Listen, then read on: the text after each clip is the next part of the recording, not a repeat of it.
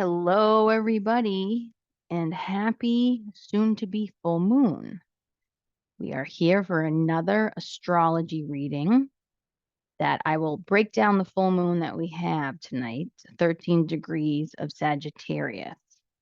And before I get into the breakdown of this whole archetypal orchestra or lineup, let me just say that today's energy has been super high and intense. I find anxiety to be a very intense experience.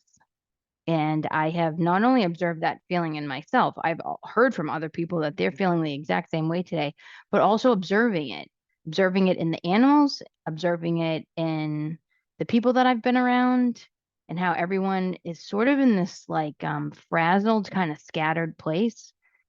And I think my interpretation of it is that it's a big surge of energy today, even just the way that my cat is responding to this energy.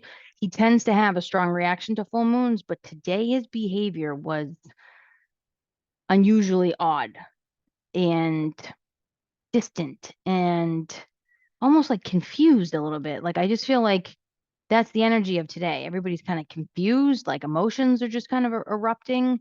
People's anxiety is through the roof to the point where it's like physically palpable.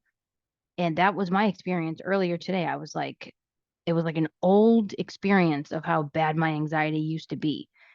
And it was like I had lost my breath. Like I was like, like I could feel it. I could feel it on such a intense, on an intense level. But I've also observed that in other people today. So if that's the space that you're in, if you're not, great. But if that is the space that you're in, know that you're not alone and that a lot of it has to do with the energies that are culminating today for the full moon, which is strawberry moon, time in which the berries get picked. And there's a lot going on here, but I think the reason why it's such a big deal is because there's kind of a lot on the line right now. And I think we pick up on that either consciously or unconsciously. We resonate with that. Like when something's kind of a big deal coming down the pike, we're all going to feel that. And that energy is going to kind of like reverberate through us a little bit. And that's the sense that I'm getting. And that's the energy of the full moon going on right now. So it's really all about taking the reins and being assertive. I'll get into the meaning of what a critical degree is in a second, which is this 13 degree aspect. But, and I'll get to the meditation at the end and I'll give some tips as to how to move with sound and grounded intention moving into this energy. But what I will say is that one of the most important ways to stay steady right now, especially today into tomorrow, is to ground the energy through the body. So do some movements, do some dance, do some yoga, the physical movements of yoga, and really see if you can move that energy down into the soles of the feet. Maybe even do some actual grounding where you're outside, bare feet on the dirt and the sand, what have you. And then really integrate what comes up for you. So don't just kind of like leave it for today and just leave it. Like after today, it's over. Take the lessons that you have uncovered for yourself.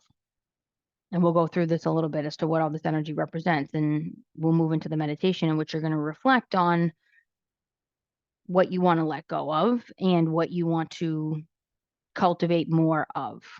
And so, really bring this into the following weeks. Don't just leave it here. Continue these exercises and see how you can apply the wisdom and the changes that you want to make out into your daily life. So, again, the full moon typically it's a culmination of energy, it's a big burst, it's a big push from the universe to move forward with something new, and it's a lot of times creative energy. And as we know, the moon has to do with the unconscious or the subconscious. Subconscious has different meanings though in different disciplines. So I always use the term unconscious because I'm from the Jungian discipline, and that's the language that we use. We don't really use the term subconscious, but I think most people would call it the subconscious.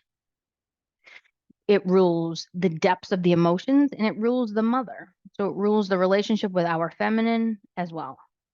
And so when we take in the full moon energy, this whole kind of climax of energy that peaks at this very moment, it's about embarking on a new path, especially in Sag. So Sag is all about the archer who's going to shoot that bow and arrow to carve the path forward and then see it through.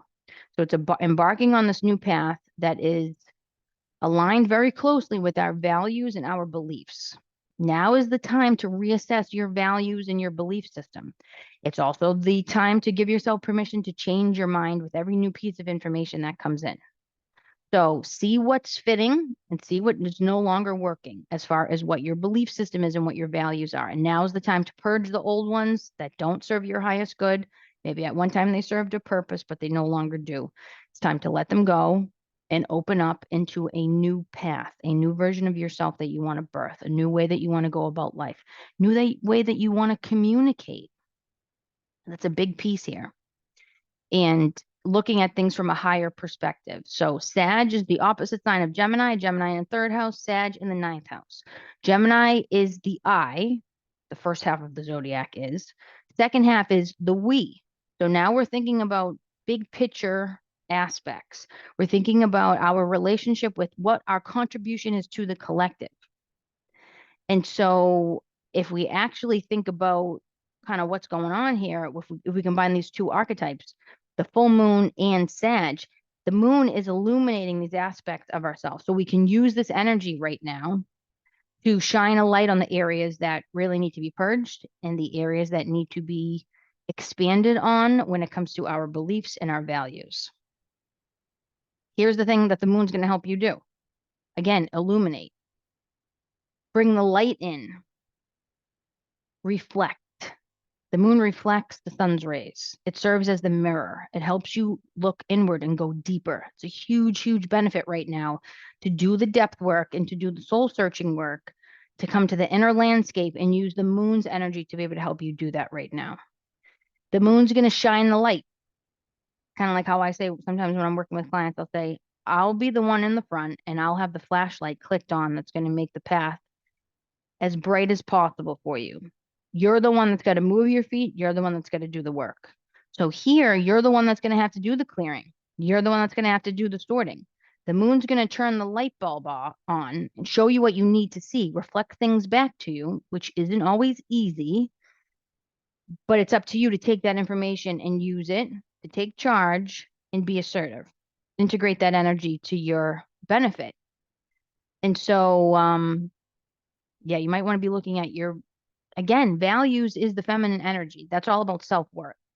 And so if we just think about like, okay, what core beliefs, Google core beliefs. It's something in cognitive behavioral therapy that is sometimes a focus of the work. What are your core beliefs? What are your shoulds? I used to work with a colleague. We used to run a group therapy session, I guess. We did group therapy together at one of the hospitals that I worked at. And he was one of the people that I worked with. And he always used to say, like, hey, you guys, you can should all over yourself if you want to, you know? Not going to be any absence of the shoulds if we want to go there. But is that really going to be most helpful? I should have done this. I should have done that. I should have done it like this. I should be like this. I should be acting like this. I should go about my life in this way, all because of your conditioning that told you that's what was acceptable and what you were supposed to do. Okay, this is where the arc of feminine consciousness starts to get much more developed, more mature, is when you're breaking out of the shoulds and you're starting to cultivate rules that you want to cultivate that matter to you, not to anybody else. And so it's letting go of kind of how we've served the father or the father system and giving ourselves permission to just kind of break free. But you don't want to do it with unbridled energy. You really kind of want to hone this in because this energy does feel very scattered. So I think it would be easy to just kind of say, screw it, I'm going to make these new rules. I'm not doing that anymore. I'm going to do it like this. The problem is if we don't do it with an open heart, we run the risk of hurting people in speaking our truth. So the Sag energy is all about speaking the truth, coming into your core beliefs that now matter to you most and getting rid of the ones that no longer serve you, but without the self-righteousness. A lot of times, people kind of hide behind the whole like, well, I just tell the truth. I'm a truth teller. Well, but maybe, but you don't need to do it in a way that hurts other people. And I think that's not easy to do because I think when we have the energy that's moving from us that is to be truthful and authentic and say it like it does carry sort of a blunt kind of energy. Chances are we're going to hurt people with our words and our delivery if we go about it that way. So use the energy of the full moon in Sag to generously support your endeavors right now. Might be a new project you want to work on. Might be something that you want to create. Might be this new path that you want to carve for yourself. Don't be afraid. Don't doubt yourself. Now's the time to do it so you can use the energy of the full moon, Sag and full moon, Sag ruling the ninth house, which is all about higher education and expansion of consciousness through long distance travel. So it's really seeing the horizons. And Jupiter energy. Jupiter, I think Jupiter rules the ninth house or Sag, one of the two. But that Jupiter energy is all about expansion and moving into the areas that need the most focus, which also means you got to kind of let some other things go too. And so anything that you want to do right now, put your mind to it because now's the time where you can manifest it. Shed the old values, step into new, and reclaim your self-worth and your identity. You're getting a major push from the universe right now to be able to do that work. Okay, what else do I want to say? Here's the thing to be conscious of. So Sag, like I said, is the archer. Some people believe that this is the Chiron. That's what I used to believe too, that Chiron, that the story of Chiron being immortalized, even though I don't know why they say that word, because he was already immortal. Mortalized, I guess. When he died, he got kind of celebrated in the zodiac of Sagittarius. But I was reading some work recently by a Chiron expert who doesn't believe that at all, that believes Virgo is actually the ruler of Chiron. But in any case, the archer, half man, half horse, centaur, the the kind of in between the two worlds archetype, the half this, the half that, right? Like I'm halfway into this old version of myself that believes this way and has these values, but I have my other foot in this other reality. And so I'm representing this kind of bridge between two worlds, the old conditioned version of me versus the new expanded, unconditioned version of me that I'm starting to build myself. And so I'm kind of in between these two worlds. I'm the bridge between what's known and what's unknown. This idea of aiming high and far and focusing on distant horizons. You're seeking higher wisdom at this point, many of you maybe, and you're following that path to carve out that freedom by letting the old values and the old belief systems go and stepping into the vast landscape of the unknown. The key is that we can manifest anything that we want for the light and the dark.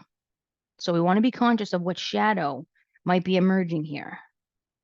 And there's definitely a shadow side to the Sagittarius, which, like I said, is all about telling the truth, but being kind of unkind or harsh or blunt or hurting people's feelings in the process. So think about what elements resonate most with you if you were to reassess your values and your shoulds and your core beliefs about what's most important when it comes to the elements of Sagittarius and the ninth house, which is higher education, long distance travel, expanding consciousness by exploring at a deeper level and expanding your viewpoint. So it's looking from above as opposed to from the self. It's the we as opposed to the I. And I have in my notes actually, Sag is ruled by Jupiter, not the ninth house is ruled by Jupiter, which is all about opportunity.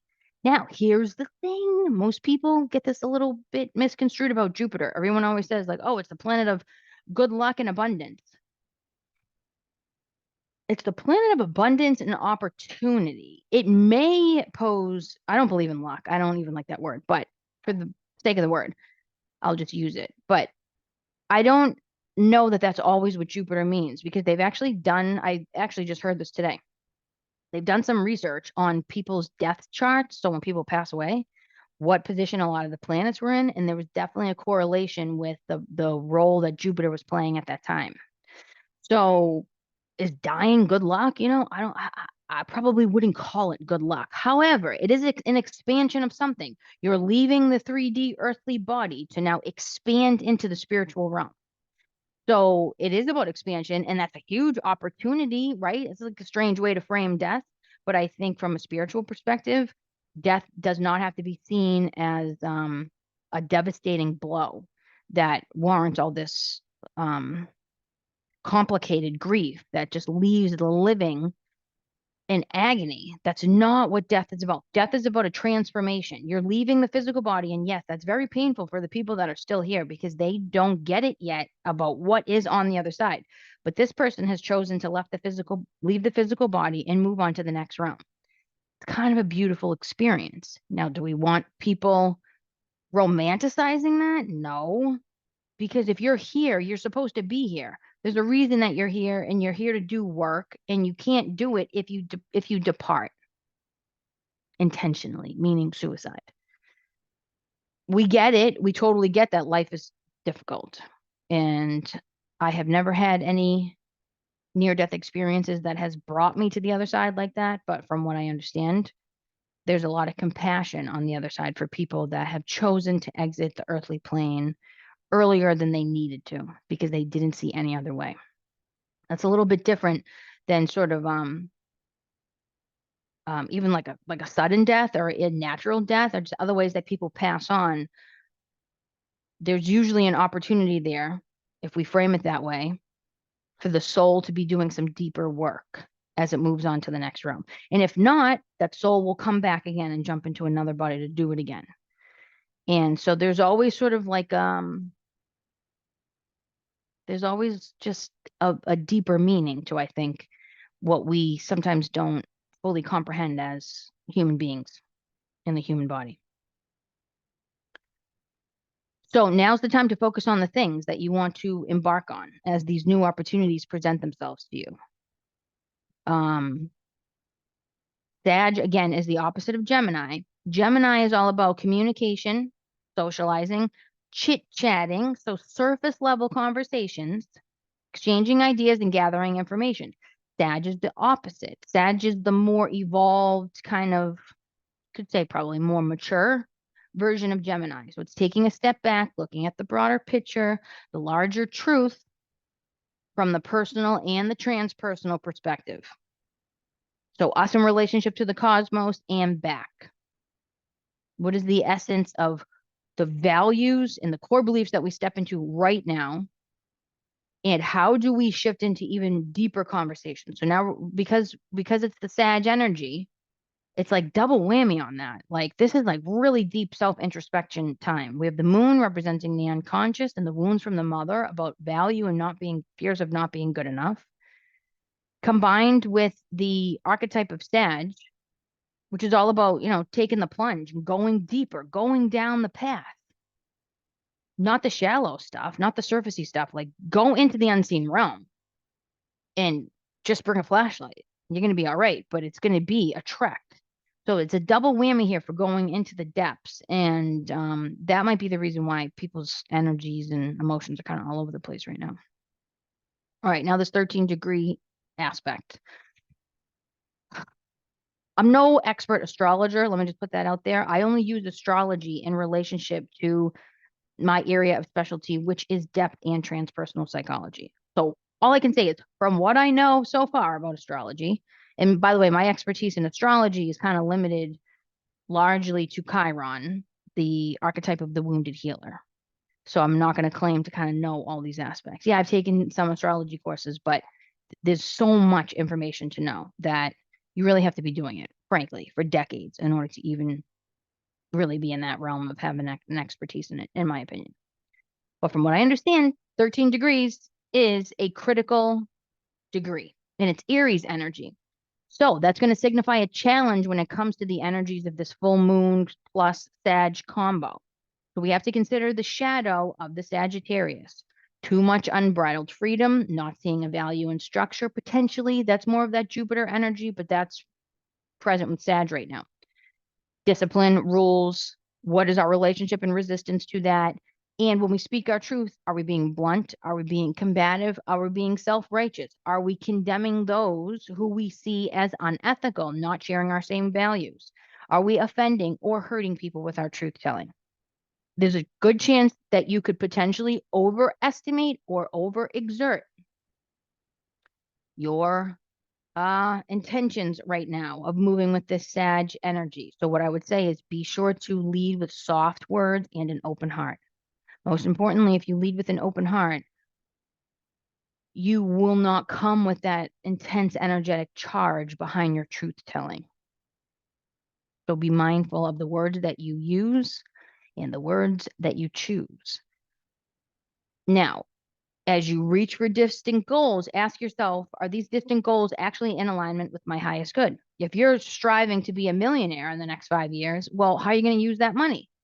You're going to contribute it to the well-being and good of the collective so you can continue to do deeper work? Or are you going to go buy a Lamborghini because you feel like, showing off a little bit? The more alignment you come into your intention being a contributing factor to how you're going to participate in the collective, that you'll bring in more abundance in that way. So as you put your goals into the forefront and you decide what path you're going to carve forward, don't overestimate it, stay humble, and make sure that your goals are set with intentions that are in alignment with your highest good. Not just because your ego says, I want that thing. Why? Well, because it'll make me look good to everybody else, or it'll make whatever, right? Like anybody that's on a fitness and wellness journey right now, maybe they want to shed some pounds, maybe they want to tone up, maybe they want to strengthen their muscles, maybe they need more flexibility, maybe their muscles are tense, they're locked up, they're stiff. Well, if you pursue the fitness goal and you actually embrace the opportunity to use your body as the temple that holds all of the incredible wisdom of the mind, are you doing it just because you want to look a certain way for other people? Or are you doing it because you know that there's the true essence of the body being a huge part of the spiritual journey? And so think about it. Think about whatever your goal is and try to reassess it so you're not coming from that egocentric, self-centered, wounded ego place, the persona of like how you present yourself to the world, and ask yourself, how is this going to serve my highest good? What more good could I be doing for myself and others if I achieve this goal? Huge, huge, huge. So, full moon intention. Here's what I would say. Be willing to open your heart to your emotional depths, the fears and the wounding patterns that live in the unconscious mind around your fear of being powerless and out of control and your fear of not being good enough. And right now it's really about not being good enough wound. Allow yourself to be vulnerable. Allow yourself to change your mind. I just had an experience earlier where I was filling out a little thing about my bio and I was just like, you know what? I don't like those words. I'm going to change those words up. That doesn't resonate with me. This is who I am. This is how the wording needs to be. And so I'm like going to go in and change a bunch of things now that have that old bio because I'm like, it just doesn't resonate with me. It doesn't resonate with who I am. And so allow yourself to change your mind because the best thing that we can do is try things out and put it out there. Give it a little time, gather the research, and then go back in and change it and update it and revise it when needed. Ask yourself what core beliefs you've been brought up with or have had for a long time, whether you've developed them yourself or it's the conditioning from your family system, your culture, your society, the country that you live in. Reassess your core beliefs and ask yourself, what did I used to consider important as to like what I'm supposed to do? Do they still serve me? And if not, what would I replace them with? Now is the time to make the new rules, give yourself permission to change things up. Take your assertiveness, though, as I've been saying, and filter it through your heart center. Lean in with the intention of taking charge of your life and your words, but with compassion and unconditional love for the other. So remove the personal stuff Don't see anything that you're wanting to change up as a personal issue or dilemma with anybody else. If somebody wounds you, do your best to not take it personal and see it as just an aspect of whatever they're going through, and then choose to set your boundaries accordingly. What you will and will not allow into your life, but you don't do it with hate. You do it with softness. Do it with softness. Come to the edge and soften. Come to the edge of your resistance, surrender, let go, and soften. There's where you're going to discover your true power. And use the power that you discover with humility. Know that your energy and your power is impactful and it can hurt people. And we don't want to be doing that because one, it's just not cool to do, especially if we can become more conscious, then we can choose to go a different way where we know people are not going to get hurt in the process. And we don't want to acquire more karmic debt to have to return here to learn these lessons all over again. So know the power that you carry. Know the power of your words. I was somebody that never really believed that. I would hear people say that all the time. Language matters, blah, blah, blah. And I'd be like, so lame. It's just a way to censor people. Like language matters. So now we got to like dance around the words. And now we can't have conversations with each other because language matters. And if we say the wrong thing, it's going to offend somebody so badly that they're not going to like be able to forgive us. So I used to resist this idea of like language matters, but the deeper I go into shamanic principles and shamanic philosophies and Buddhism and realize in quantum physics and the energy and the frequency of things, I mean, our language really carries a vibration. And I've known that for a long time, but I've never understood that we will transmit that to somebody else. In our words and the language that we choose, we will send that poison to somebody else. So now's the time to kind of be still, gentle, and even delicate in your assertiveness. Speak your truth, be the truth teller, but it doesn't have to come with yelling, it doesn't have to come with condescension, it doesn't have to come with judgment, it doesn't have to come with hate or resentment.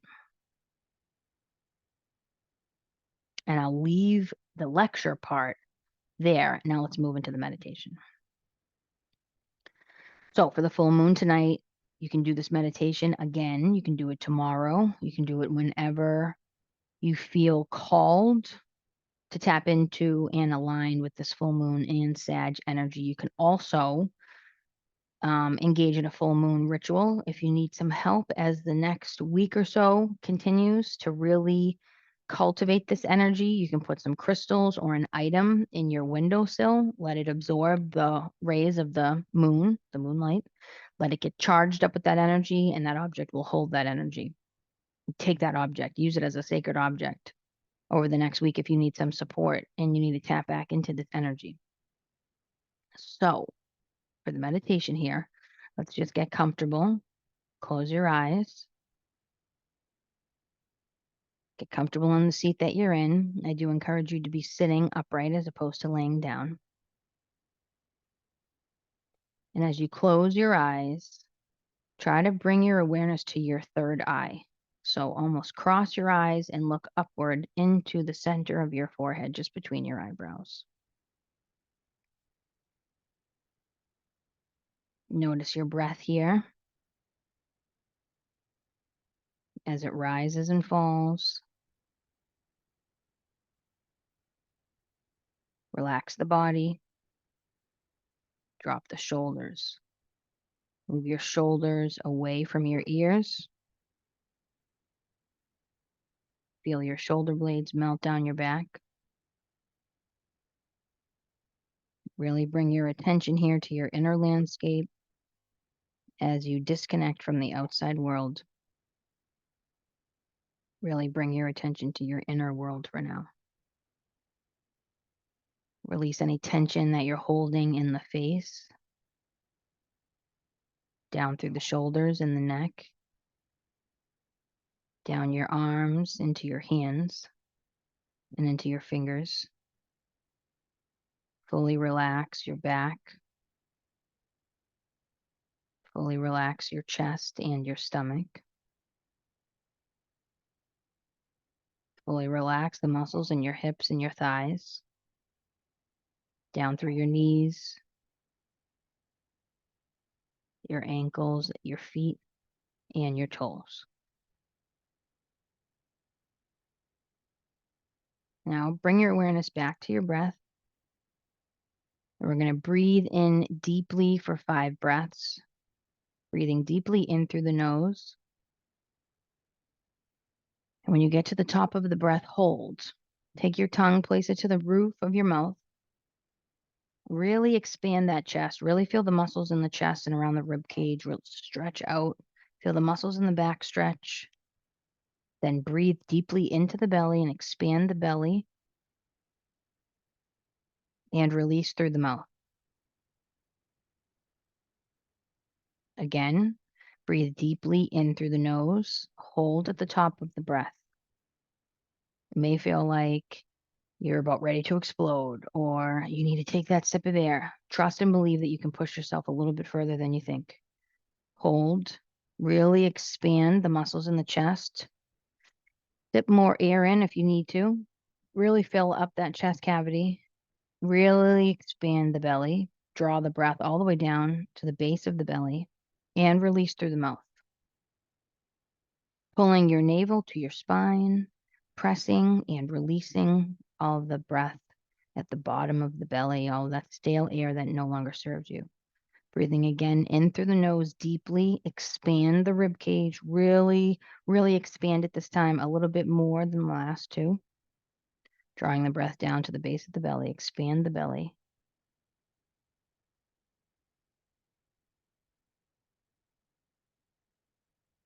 And release through the mouth. Breathing in through the nose for 2 more breaths. Nice and deep, full expansion.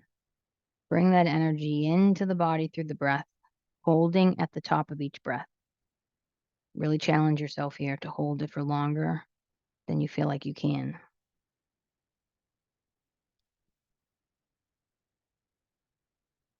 Allowing on each out breath to release any tension that no longer serves you.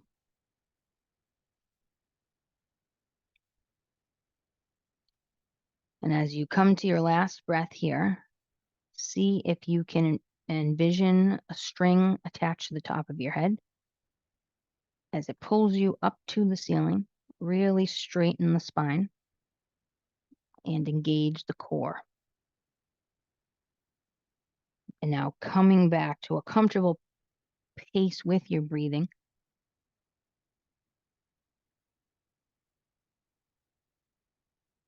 And as you breathe here, visualize breathing into your heart center, right in the center of the chest, just right of the physical heart, what we would call the heart chakra or the spiritual heart. Watching your spiritual heart expand and contract with each breath. Engaging in the process of giving and receiving here through this exchange of the energy.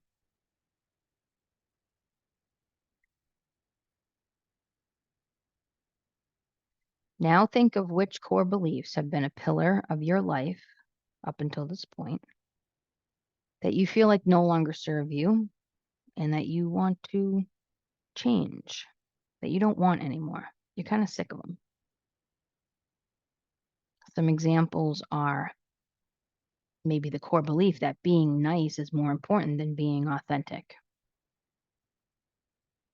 or letting people mistreat me is fine. I don't mind, because if I address it, that's too uncomfortable. So I'm just going to let people, mistreat me, disrespect my boundaries.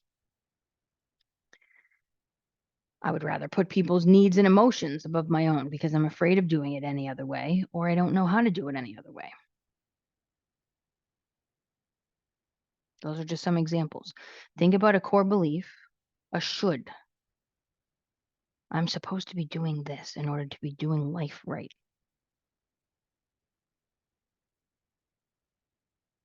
And choose one that has been a part of your life that you no longer want to be present. You want to let go of it. Now think about a time when you acted on this core belief. You acted out the should. You were nice when you could have been authentic.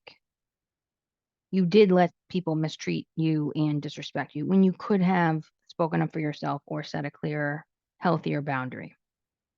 You did put other people's needs and emotions above your own because you were too uncomfortable to address it, and to do it any other way.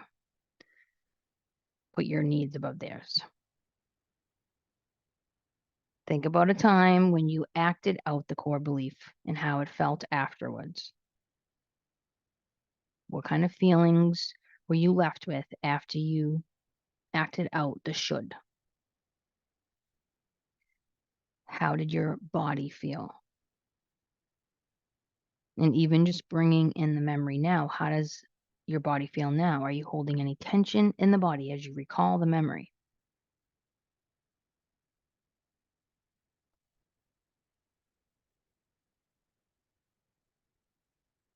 Hold the scene of the memory out in front of you as you send the energy of your breathing heart back and forth to and from the image of the memory in which you acted out the should. See it as a stream of white light, or a gust of wind, or a vapor that has some form. See it as it leaves your heart center and comes back into the heart center.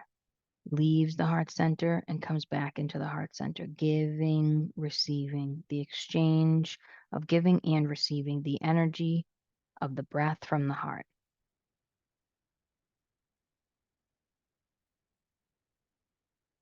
And now send the breath through the heart center of the people that are in the image of the memory. You may be in the image, you may be with other people in the image. Thread your heart breath through everyone's heart in that image of the memory.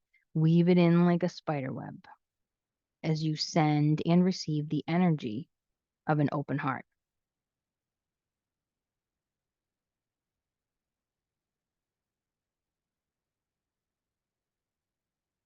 If that stream of breath is losing intensity, breathe a little bit more deeply, activate that energy a bit more so it stays in your conscious awareness as your focus.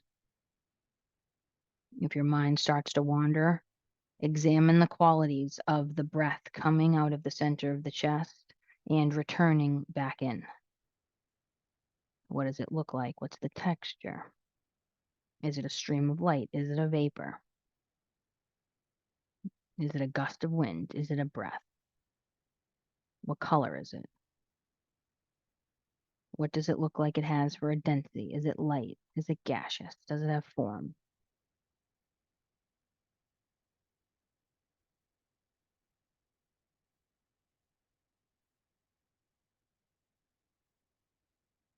Feel the energy of the open heart here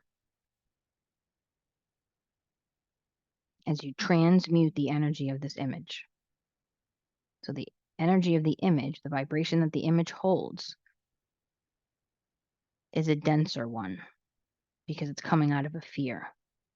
When we have these core beliefs that have been constructed throughout our lives, it's because there's a fear of doing it any other way.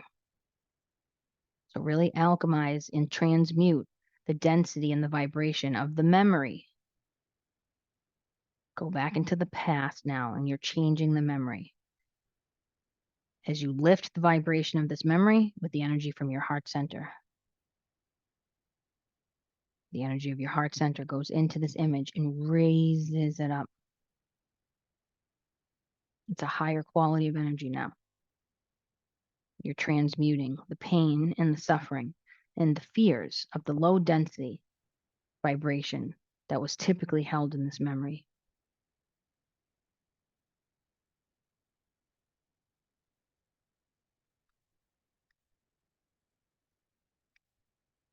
And when you're ready, you can disconnect from the energy of your heart center.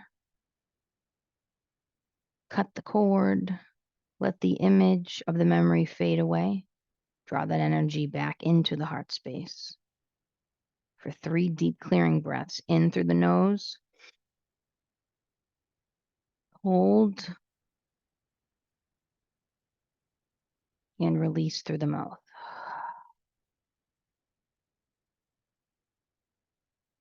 2 more clearing breaths. In through the nose. Really expand the muscles. Hold. And releasing through the mouth what no longer serves you. Letting the tension of the body release with the out breath. And then one final inhale in through the nose. Really expand the rib cage. Hold. And release through the mouth. So remember, as you go forward over this next week, really tap into the wisdom of your heart center. Come back to a meditation like that, like a heart coherence meditation to help ground your energy.